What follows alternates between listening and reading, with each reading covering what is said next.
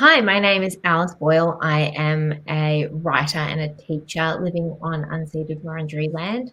I won the Text Prize in 2021, and my debut novel, Dancing Barefoot, which is a small product placement over there, came out with Text this year. And it's a queer YA rom-com. So I'm particularly passionate about language education and queer representation and queer education. Nice to meet you all. Hi, I'm Emma. I'm living on unceded Awabakal land. Thanks everyone for joining today. I'm an academic and a writer, and I work in fertility and sexual and reproductive health. Hi everyone, I'm Jess Sanders. My pronouns are she, her, and I'm living on Lutruwita, Tasmania. I am a social worker by practice, so I work largely with young people. I also go into schools as an educator and talk about things like body image and gender. And I've written several books for young people, sort of ranging from 4 through to like YA, that are all nonfiction, and they're about largely body image, social emotional intelligence, mental health, and gender. And yeah, I'm very passionate about education and social change, so I'm excited to get into this conversation with both of you, Alice and Emma. Yeah, very excited. So I think we were planning to sort of start by talking about sort of our background in health and social issues, and sort of how we came to that, how we sort of developed that career in that sort of area. Who wants to tackle it there? So yeah, I studied science at university and biology focused, and did my PhD in a real molecular biology area and looking at fertility and infertility.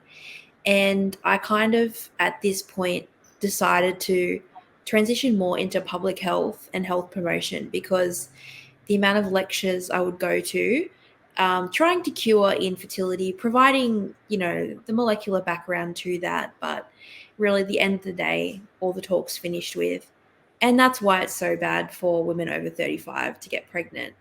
And I just felt like there has to be a solution. Can't just be, the talk can't stop here. So from that point, I started researching like period tracking apps and how we can best inform people about fertility, but also look at informs their fertility knowledge, so we can really provide a better way to educate people about that. And I actually started uni doing a teaching degree myself, so I always passionate about education. It's funny because now my current research project is working with adolescents aged 15 to 18 and really asking them what they want to see in sex ed. And from my perspective, how I can make fertility an integral part of a very comprehensive sex ed. So I think that's a good summary of my background. Sounds like we all work with pretty similar age groups, actually, that we all spend a lot of time working with teenagers. Jess, how did you get into it and sort of into your field? Bit of a roundabout story, I feel. Like I studied, my undergrad was in photography and like fine arts, and I was like a creative person, which I guess makes sense in writing, but at the time it's very visual. But I guess traveling and my own experiences and being, it was very much about my life, I guess, being like, I'm 6 foot, so being a tall woman who was quite outspoken and feeling like I didn't fit this idea of what it meant to be a girl.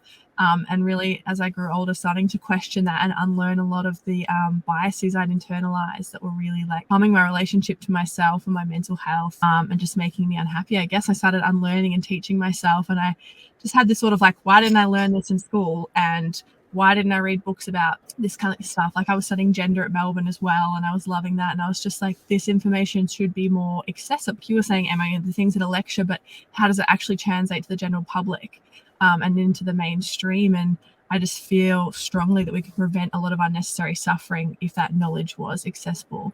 So for me, I guess my parents were in publishing, and it kind of made sense to me that you could, because they were in educational publishing, that there was this space to impact young people and sort of, by providing resources so that like individual activists and communities could take that and run with it. So I loved that idea, and I decided to write my first book, Love Your Body, which was everything I needed to know as a young girl about, loving your body for what it could do and learning to take up space and things like that. And that was a Kickstarter that I wanted to crowdfund the community that then got picked up by 5 Mile, and I published with them for a while and got a 2-book deal. My next book was about boys and how body image and gender were very much linked, and how we embrace their emotions and selves. So I just sort of ricocheted from that. I'm not necessarily restricted to a certain area, but I am so passionate about making that beautiful information that academics that have brought to us and sort of distilling it a little bit for the mainstream and for schools, hopefully make a lovely change. So that's kind of my journey. How about you, Alice? Cool.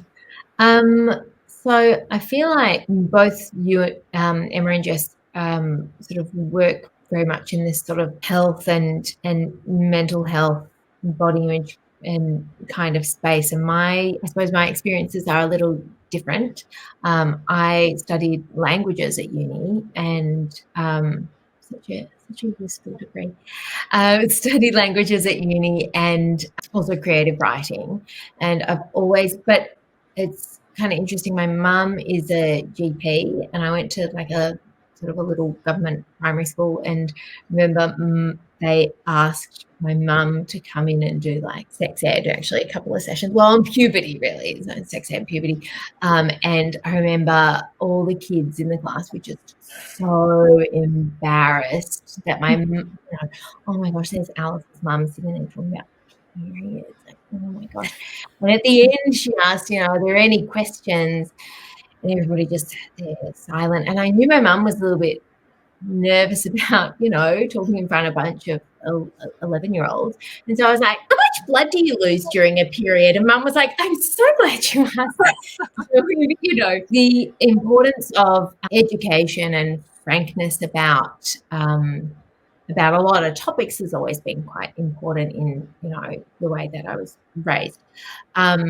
So, I did study languages, not at all related to periods, but, and also studied creative writing and studied writing for young people. So I've written a book that is a young adult novel, and I'm a queer woman, and I really wanted to tell sort of a positive queer story where the main character has a positive relationship with her body, has a positive relationship with her sexuality, and there are, I suppose, positive and very clear and open depictions of consent and sexuality and healthy relationships, put on the page, without making it seem like a cheesy kind of everything's great in the world kind of book. So after studying languages, I went on to study education, a couple of different education qualifications. So I've worked in international education, and I'm currently working in a secondary school, a Victorian government secondary school.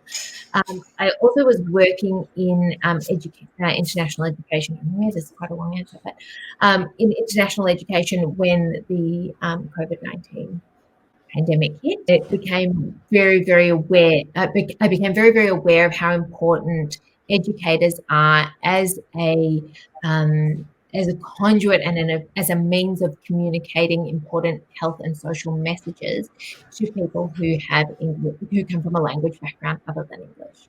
Because health messaging and social messaging is not always translated. In fact, is often not translated or made accessible for people who have those barriers to accessing these really important messages. So students would come in and say, there would be rules saying, you have to wear a mask on public transport. You can be fined for doing this. You need to do that. And students were coming and going, I didn't know because I can't read the newspaper. Yeah, that's sort of that's a very roundabout way of saying, that's kind of how I've come at this particular topic. And that's my sort of background in it. So that's me. Thank you. You're so welcome. Do either of you have a particular, I suppose, process or approach to health messaging and how you sort of go about it, about getting together or communicating those needs? for those messages? I think, Alice, you touched on an interesting point there, like with your new book around story and how story can be really powerful in health messages.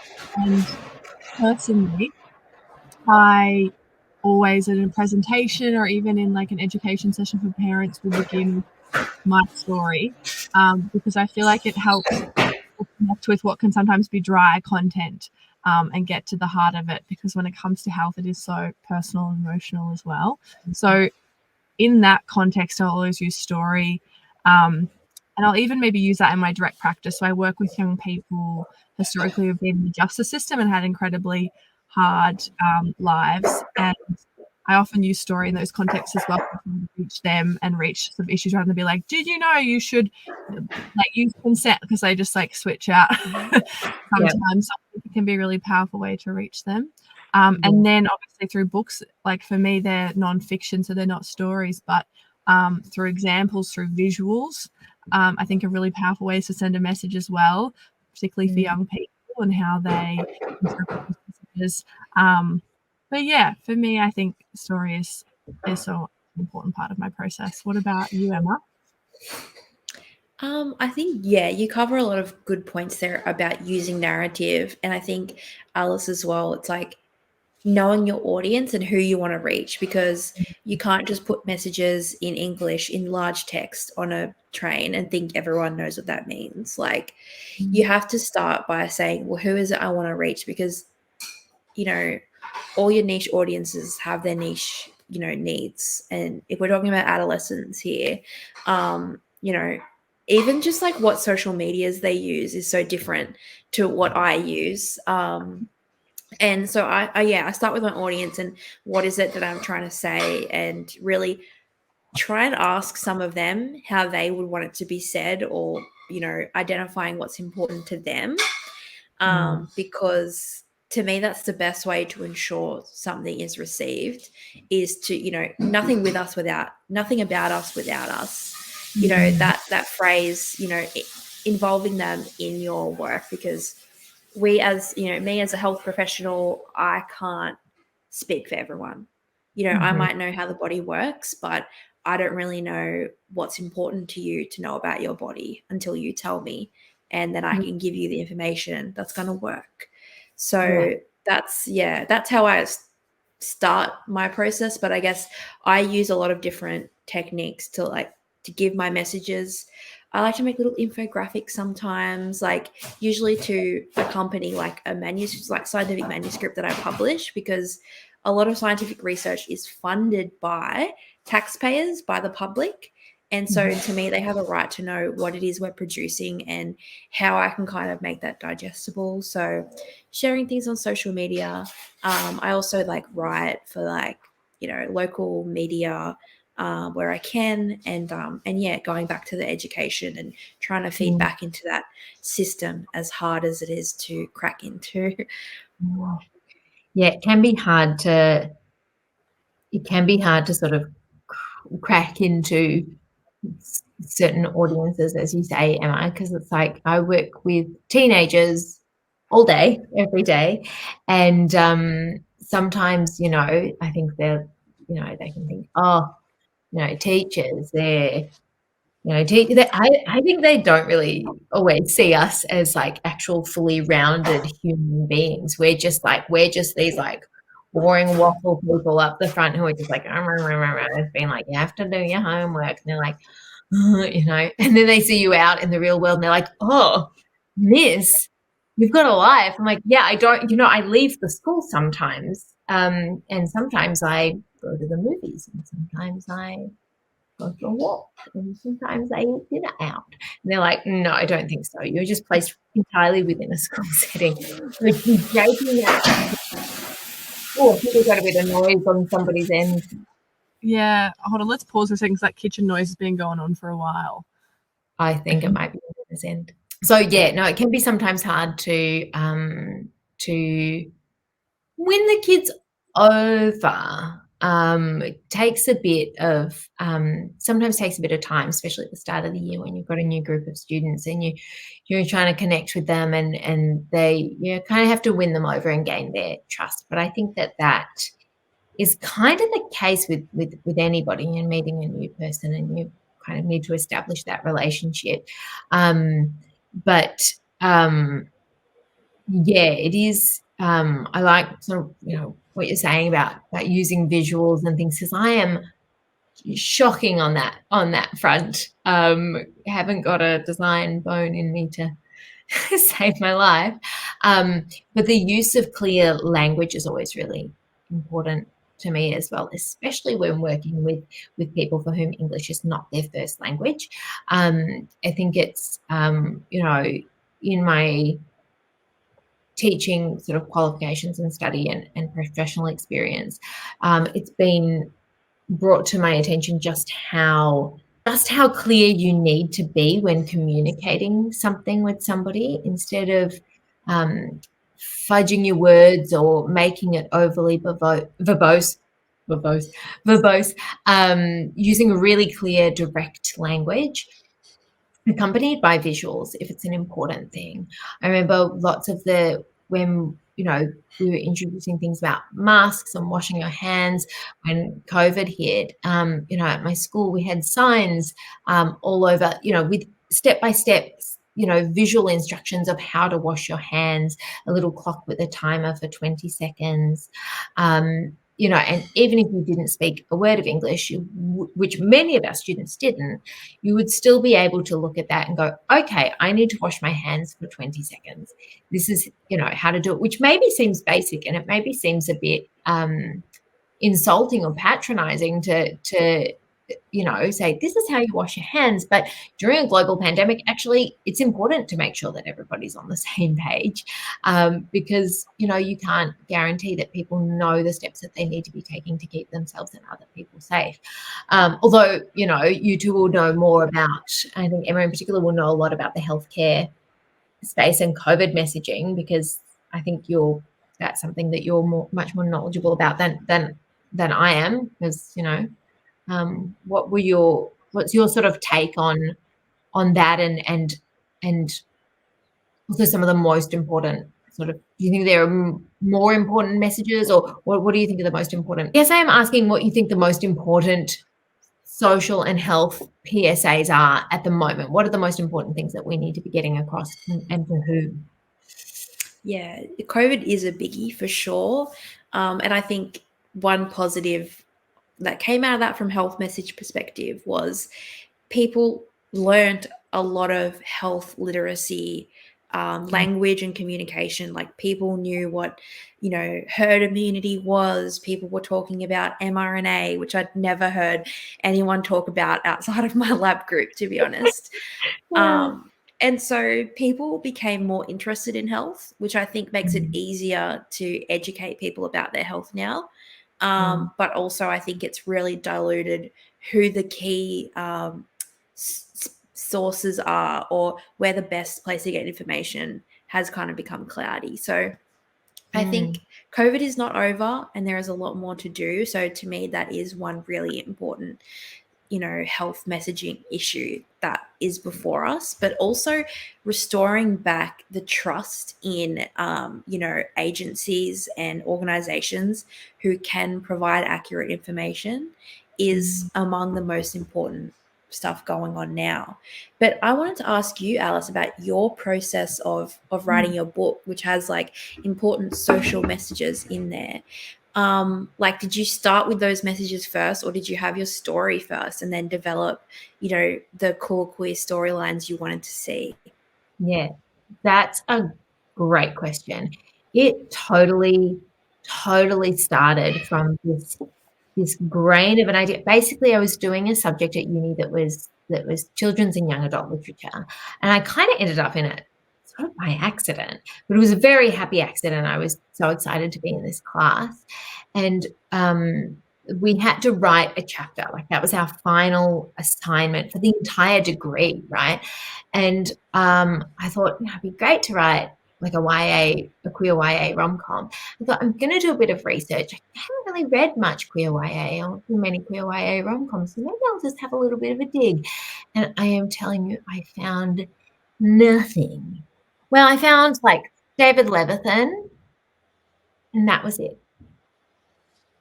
And I thought, how is it possible that we have one person writing positive queer YA stories? Like, how is that possible? Look, I'm sure there were probably like a teeny tiny handful that I missed.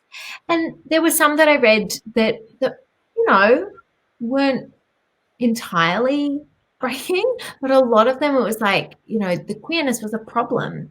And these characters suffered because of their queerness. People ostracized them. There were car crashes, and there were eating disorders, and there were people, getting kicked out of home, all directly stemming from being queer, right? Not just as, oh, this happens to, be part of this character's trajectory, but it was like, and it was really super depressing.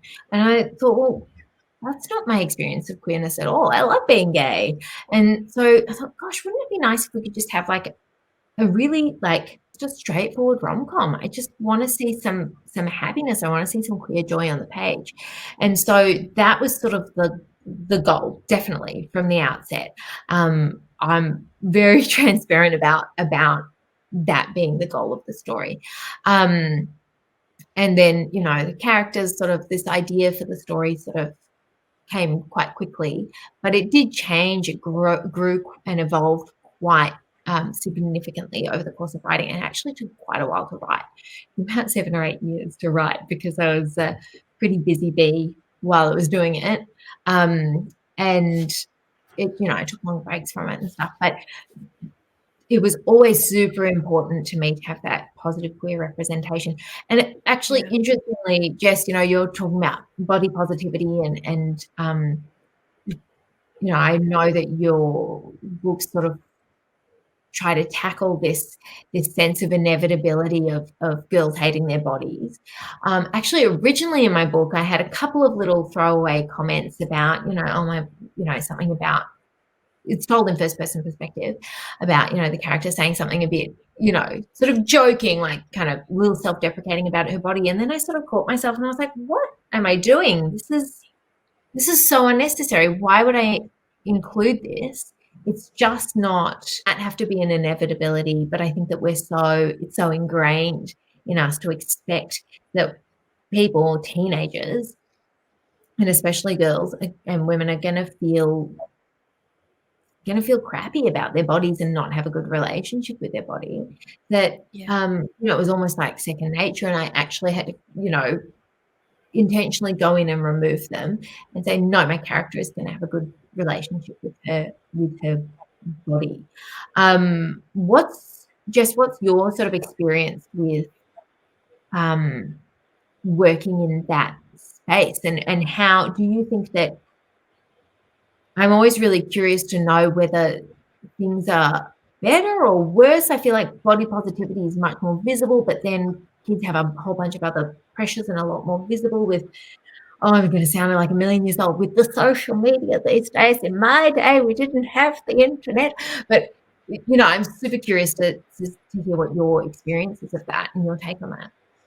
Yeah, I think it definitely is unfortunately getting worse. I would like to say it's not, because we have such amazing, progressive, informed young people at the moment, and that like they do have access to like wonderful parts of the internet that can be supportive. But that's not the baseline, unfortunately. The baseline is pretty toxic.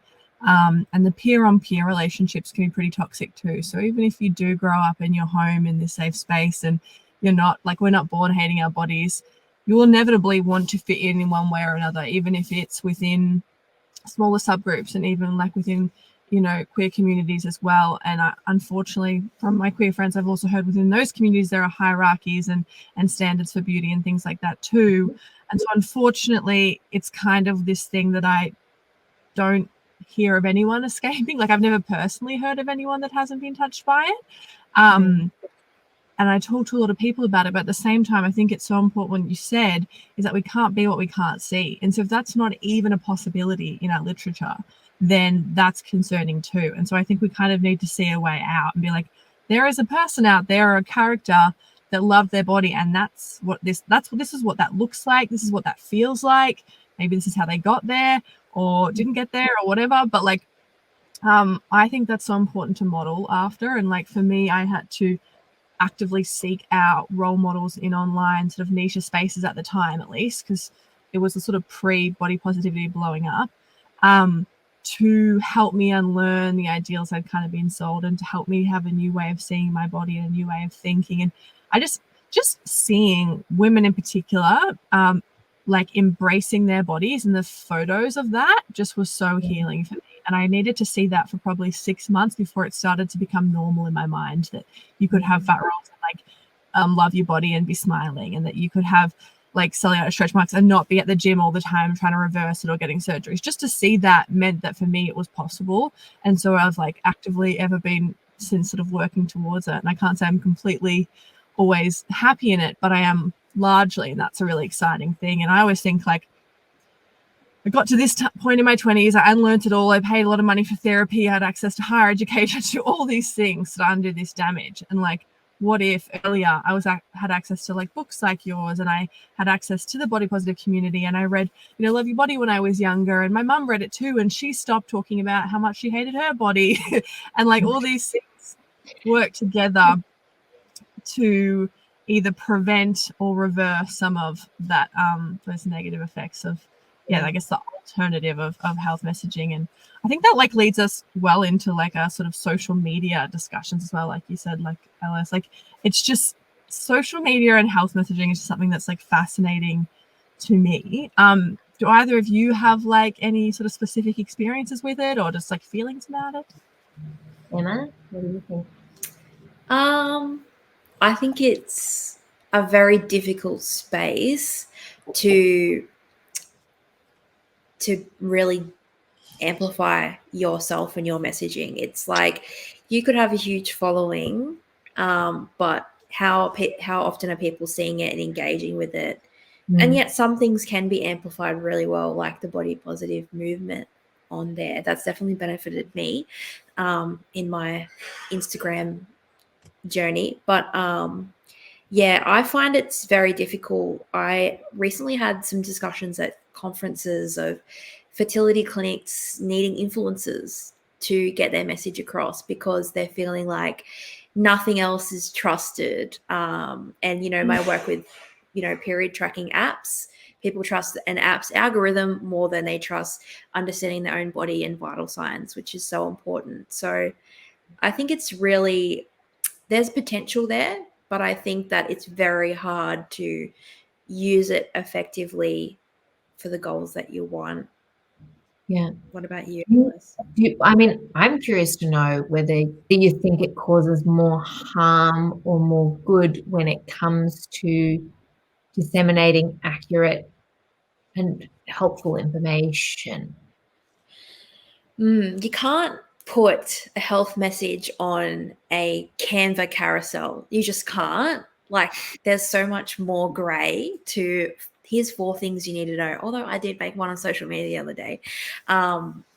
So I think, look, whether or not it's good or bad, I feel like we're beyond that point. It's here and we have to understand it and we have to learn how to use it, because there's nothing we can do to change it. It's out there now, and we have to learn how to thrive in that social media environment or risk our messages being lost. And I don't really know the right answer to that yet, but it's something that I'm thinking about a lot.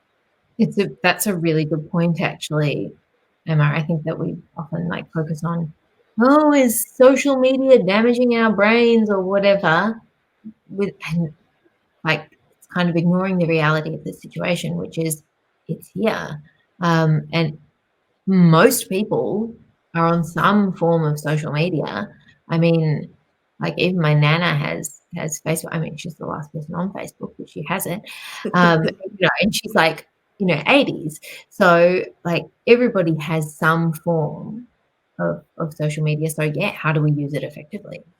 I think that Johann Hari, in his latest book, I don't know if anyone's read it, called Stolen Focus, he spoke really strongly about health messaging and the connection between social media in that book, and I like highly would recommend it.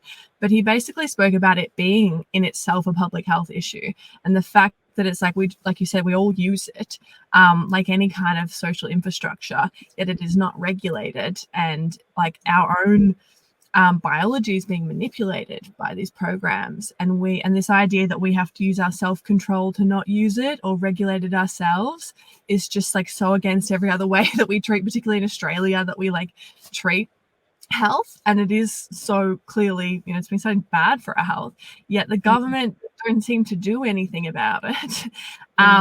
Don't regulate it, and then tell us to just like, you know, put a little message on to turn off after an hour, when we are, you know, at the end of the day, like humans, and we've got this like reptilian brain, and when it's being preyed on, and the dopamine and the little carousels, all this kind of stuff, the colors, it's not really up to us to like stop it having a hold of us. And I think that was a really interesting point he made, and I was like, this is so true. Like he compared it to lead paint, and how when we realized lead paint was bad for us, everything was recalled and we brought out new paints, and it's kind of like as simple as that too. So it's like, it is here, and it's done a lot of good, but it also has a lot of negative effects on our health.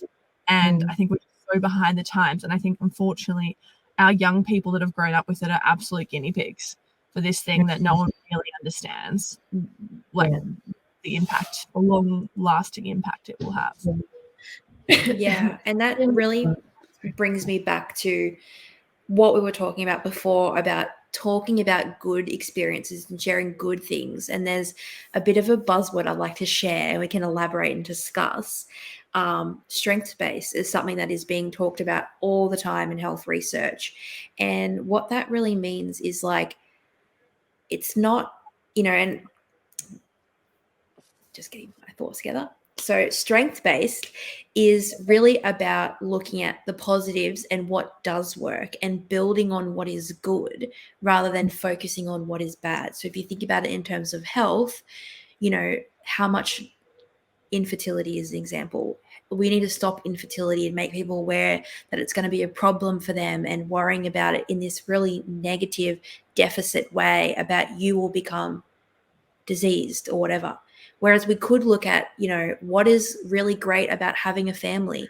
Do we want things to stop us when we have a family? And really focusing on what people get out of that in a good way, and what other ways that they can build on what they know and what they like. And so it brings me back to, you know, your book, Alice, about how you shared good relationships and, you know, queerness as a positive, and it's showing that not as an obstacle, and not looking at all the negative ways it impacts us. And I think you can relate it to body image too, in that if we learn with social media how people get it to work and what benefits it gives us, then we can look at increasing that and amplifying that and maximizing that, rather than focusing on what it takes away from us and how it's ruined the way we communicate.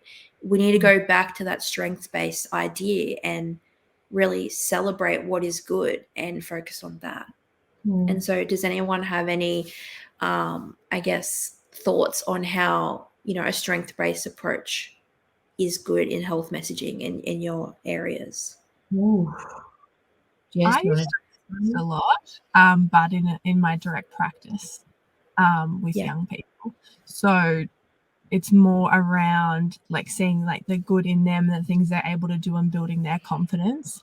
And I think that without that confidence and solid sense of self, people aren't going to be well, but they're also maybe not going to be great citizens. Like if we're kind of not liking ourselves, often that's when we are kind of our worst to other people. So I think that strengths-based approach is really, really important when it comes to working with people, and particularly young people. I think like there's a little bit of a danger with like just on the social media thing and just focusing on, I guess, the strength, and then not so much acknowledging the negatives, because I feel like we need to put more collective accountability on like our governments, like I said before, to change these things and not accept that this is the reality. Because like unfortunately young people can't regulate themselves, and so we could say, yeah, it's so awesome that you only spent 5 hours on your phone today, but it's like still that's not okay. And it is changing. Yeah, we hear all the time until we become desensitized to it, but it's really concerning to me. Like I work with young people that I had a young person, for example, their phone broke the other day, and this is a dysregulated young person that I work with, but like his response to that was that of more extreme than any kind of AOD like addiction that I've seen. Like his response, it was on crutches, like 5 kilometers up the street just to get a new phone, like for $50 to put a SIM card in. And it was like a limb had literally been cut off his body and he started to sweat. And like, that's an extreme example. But I also work with young people with disabilities, and they also have less capacity to regulate on these devices. And they have parents being like, help me, they're on it 12 hours a day, I literally don't know what to do. Yeah, I guess I think strengths-based, and particularly in social messaging, like that reframe, like you spoke about, Emma, which is like, you're going to be infertile, like freeze your egg, like that's unhelpful, and it creates fear, and like, and it reach for that dopamine when they're stressed, don't they? Yeah, we love to create environments of fear, and I think that like that ultimately leads to like maybe poor decisions, or it just shapes our whole relationship to our health anyway. It is affecting our health just by nature of creating fear. So I can see, particularly in the sex education fertility space, like how important that would be. And I use that with body image. It's like, what can your body do for you? Not what it isn't enough of. What do you already have? The grass is always greener. What do you love about your particular body? Because I went to school every day trying to curl my hair because it was too straight, whereas my best friend straightened her hair every day for an hour because it was too curly, and it's just like, yeah, if we can't have that strength. What about you, Alice? What do you feel about strength-based? I look at this is the first time that I've heard the term, so I don't know that I can speak super knowledgeably on it. But when you said it, it sort of reminded me of this concept that we sort of use in schools, which is setting kids up for success and building that confidence and success. It's a little bit different because it's like an academic thing, but basically, instead of asking people to do something that is, they're at A and we need you to be at F, is building them up and being like, I'm going to help you get to B, and then we're going to help you get to C, and together we're going to get to D, and then to E, and then to F. And really scaffolding things and supporting things. And I think that in terms of messaging can be really helpful by using a similar approach, rather than assuming that somebody has all of the prior knowledge and all of the prior experience, all the prior life experience to access complex information, to be able to kind of ease people in with information that's accessible and can, building complexity if you want to find out more. So, things like, I think that, social media can actually be really helpful in that kind of thing. I remember, I think it was Lindy West, who basically is, I just love Lindy West. I think she's so great.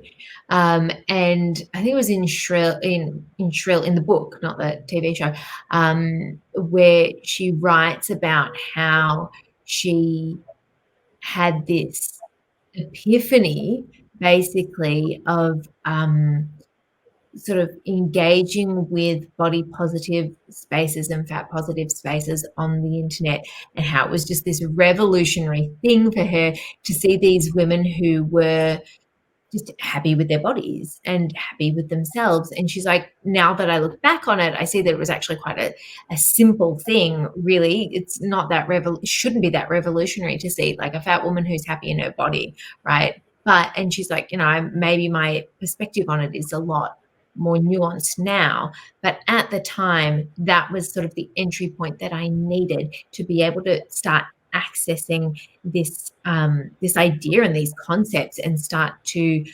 digest them and translate them into my own, or apply them to my own experience. So I feel as though, while I don't know a whole lot about the exact term, that's kind of what it's reminding me of. Do you mind if I change tack a little and because I don't think we've got a whole heap of time left, I'm super interested to know about sex education, because I think that's, you know, something that we're all pretty interested in, sex education for teens. I'm curious to know what sex education looked like when you were a teenager, and whether, from what you're, you know, aware of now, if it's changed, if it's improved, and if you think that there's anything that we could do to improve it moving forward. I have many thoughts, many thoughts. Go for it, Emma. Well, if people are interested, UNESCO by the UN have a really good guide for what comprehensive sexuality education looks like. And that's just what they call sex ed. And it goes from all the way from like, you know, primary school to like high school, and it covers everything from diverse sexuality, diverse gender, diverse family structures, fertility, relationships, consent. It covers everything you would want because it is based on human rights. And your human right is to have a fulfilling and satisfying sexual sex life, basically. And you should be able to have a family when you choose, how you choose to have it. And to me, like, that is just everything that we need. And, you know, sex needs to be focused more, the sex ed needs to be focused more on pleasure. So again, like what do people actually, why do people have sex in school? My experience, and a lot of the young people who I interview for my research, they were told sex is for making babies. And we're only going to learn about that. We're going to learn about the biology of how babies are made. We're going to learn about how to stop babies from being made, because that's what you really need to know as a teenager. And so the whole focus of the discussion is on, you know, pregnancy and that's like the consequence of sex. But all teenagers know everyone is having sex not to have babies. People are having sex because they like it. And that is never discussed. And it is never like, you know, young people don't have the skills. Well, some do, but, you know, not all young people are equipped with the skills to negotiate what a good sex life would look like to them, where their boundaries are, where their limits are, how they can feel like they are doing it in a way that is in line with their values and protecting their health in whatever that looks like to them. Yeah. So, yeah, that has not been my experience. And even, you know, sexuality education or learning about diverse gender and diverse sexuality, like even someone who is straight might be surprised to learn that they have a sexuality and that they need to explore what interests them sexually, not just, you know, someone of the opposite sex. Like, we all have so much to learn about ourselves, and school is not equipped to do that in Australia right now. But there are a lot of great writers and researchers working on this. But I'd love to hear all your thoughts as well. What do you think, Jess? I just love everything you said. I'm so excited to see a big change happen in this area. And like you said, there's so many amazing academics and writers and advocates working in this space. There's just so much good information and ways to deliver it. We just like need our prudish government to get over themselves and like integrate it into the education system and catch up, because it's like, it's just like, it comes from adults having their own like bias and uncomfortability with their own sexuality. So like every sort of, I go to schools a lot and the teachers be like, oh, I had to deliver sex ed. And like, they don't want to do it. They're uncomfortable. They don't get training about how to deliver it. So unless the schools are lucky enough to get an external service in and prioritize that, which I feel like is a small minority of schools from my sort of anecdotal experience, at least, they don't get access to it. And mine definitely was like one day, divide them up by gender, bananas and condoms and like that kind of stuff. Nothing about pleasure. I had to self-educate much later in life. And I'm continuing to learn, which is awesome. But I just think it would be so powerful, if we could learn that as young people, particularly young women and gender diverse people, to like take ownership of that and understand their rights, as you said, Emma, like their human rights.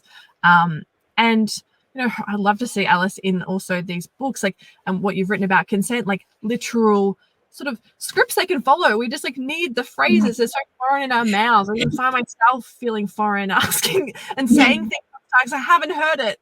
Like, I just haven't heard it. And so how do we expect young people to be like saying, advocating for their boundaries, asking for what they want? We haven't even heard anyone do that before. So there's so much work to do in the like pop culture social media space as well as in schools. And then there's the whole thing of porn and regulation there, which I like, again, a health messaging. I feel like we could spend another hour talking about. I want to go like next year, NYWF, come and check out the three of us talking about porn. I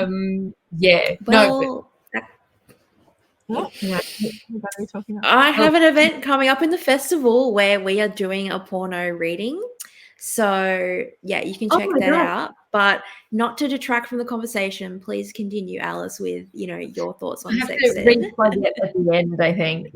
I think that when I was a teenager, I was incredibly fortunate to have sex education that was I think a cut above the rest compared to what was generally available at the time. I was at high school in the sort of early 2000s, and we had sex ed every year. Well, not every year, like year 7, year 8, year 9, and then maybe year 10 as well, at least 3 years of it. And it was not a one day, segregated by gender, kind of. We did do the condoms on the bananas. Of course, I think every school does the condoms on the bananas. But it was actually an embedded part of the curriculum at my school.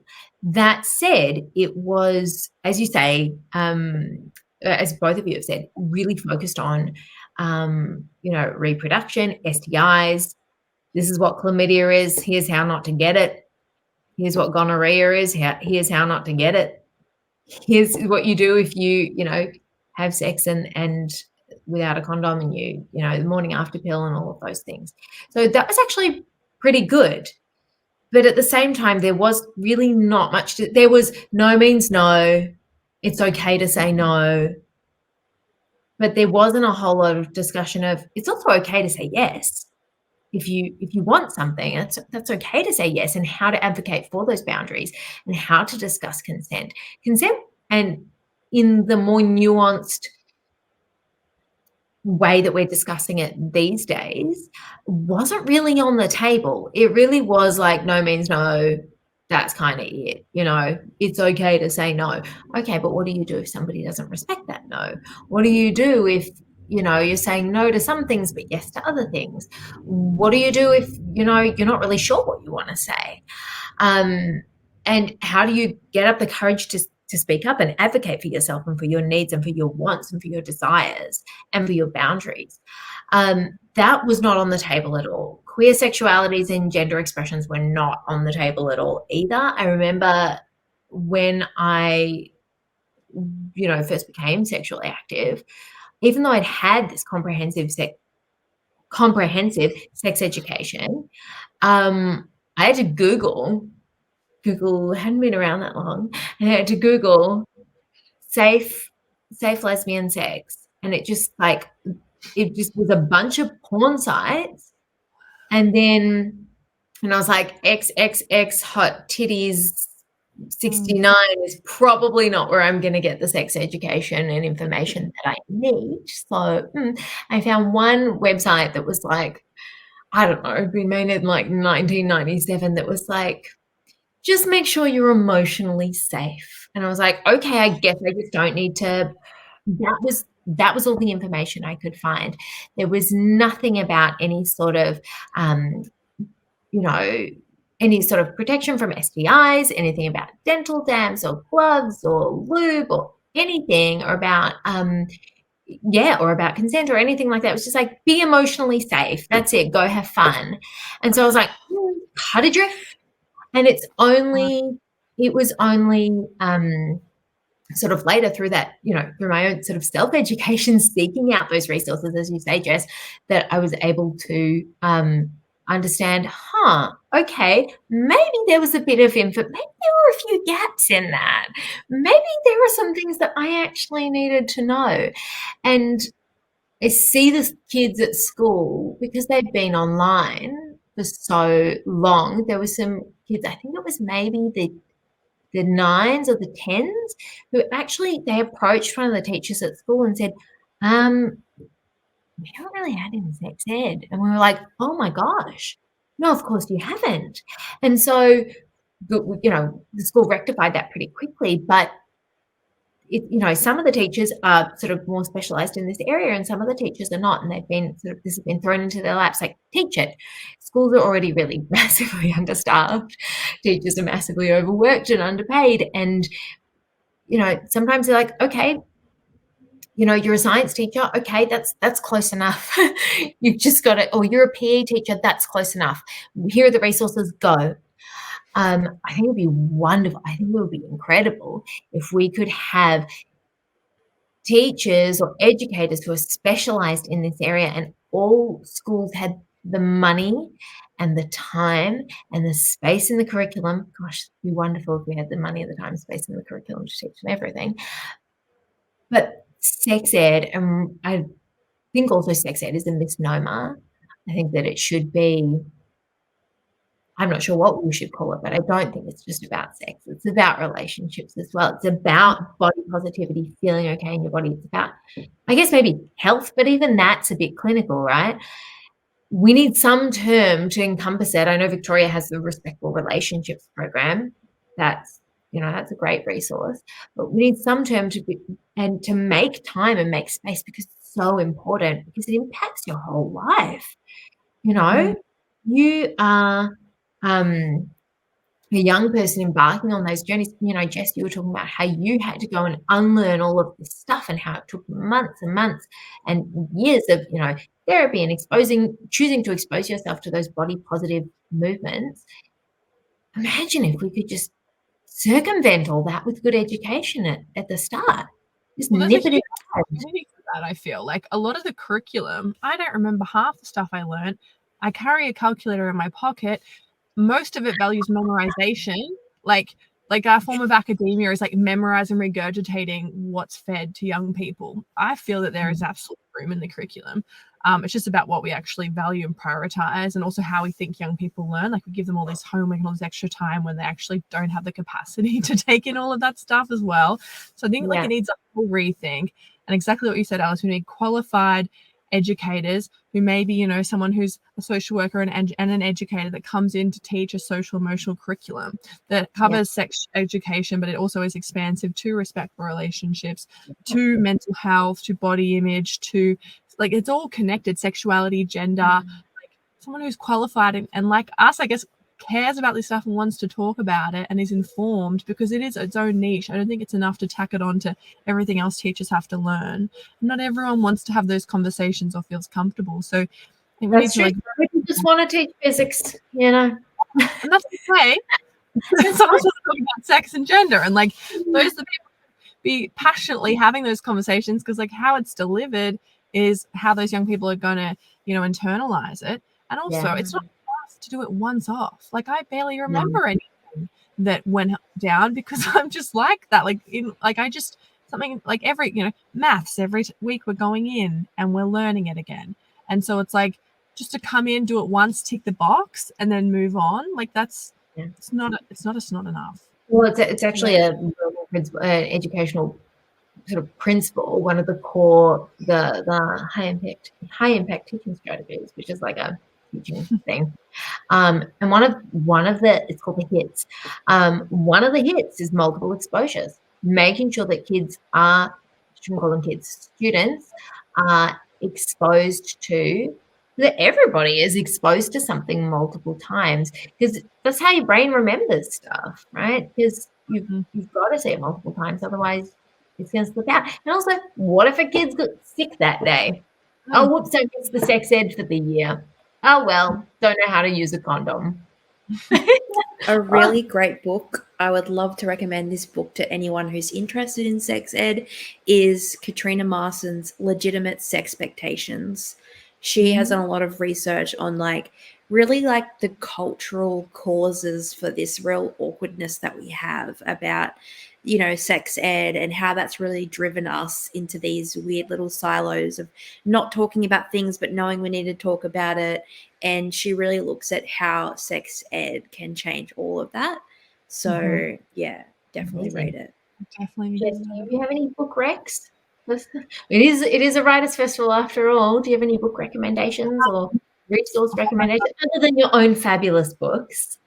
Well, on Emma, when she spoke about period cycles, I loved Period Power. So for those who have a vagina and want to learn about the cycles and things like that, amazing book.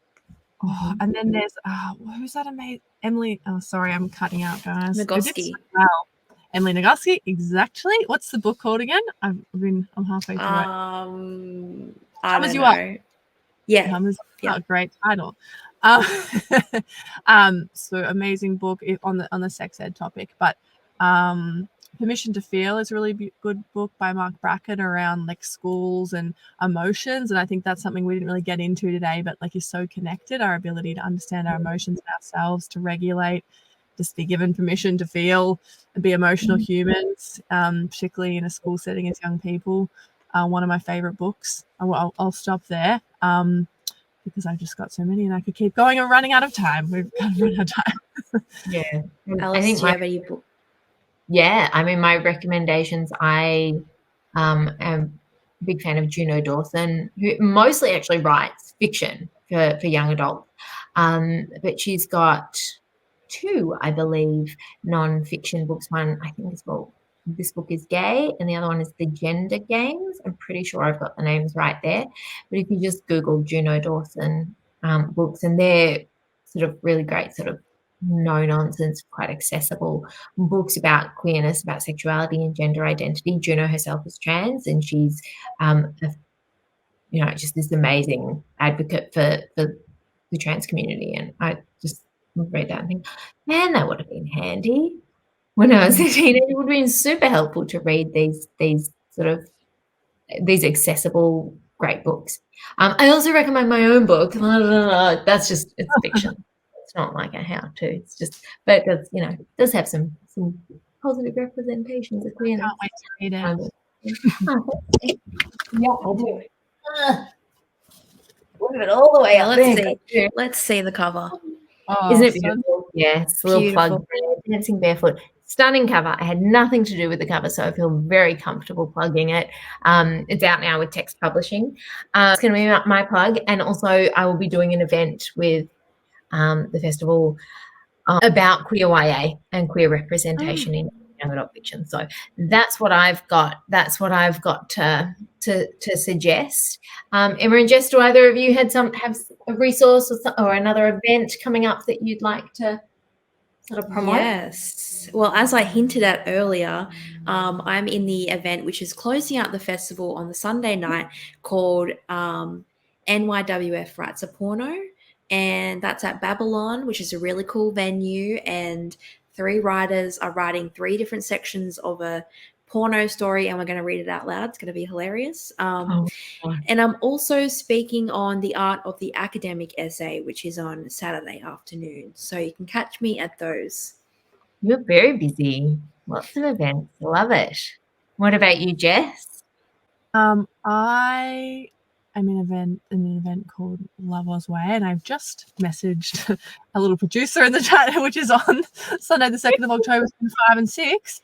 Yeah, that was great. And also, yeah, I have quite a few books now, but the latest one is called You Are Enough, and that came out about a month ago. And you can find them in indie. Or, also I love that they are in your Kmarts and Big W's and Targets at an accessible price as well. So if you support your indies, amazing. Otherwise, you can find them there. And, yeah, I have free lesson plans on my website for anyone who sort of touches the education system and wants to deliver some lessons alongside with that. What's your website? It is JessSanders.com.au. So pretty easy to remember. Yeah, nice. You know, I'm going to be pilfering some of those lesson plans to make it for my students. Yeah, cool. So yeah, just a reminder to everybody who's watching to check out the rest of the offerings on the NYWF digital program, because there's lots of cool stuff on there, I think. And yeah, thank you all for watching, and thanks Emma, and thank you Jess. Yeah, thank you. This was so great. Yeah, it was really nice. Thanks for the chat, and thank you everybody for watching. Yeah, thanks everybody. Bye.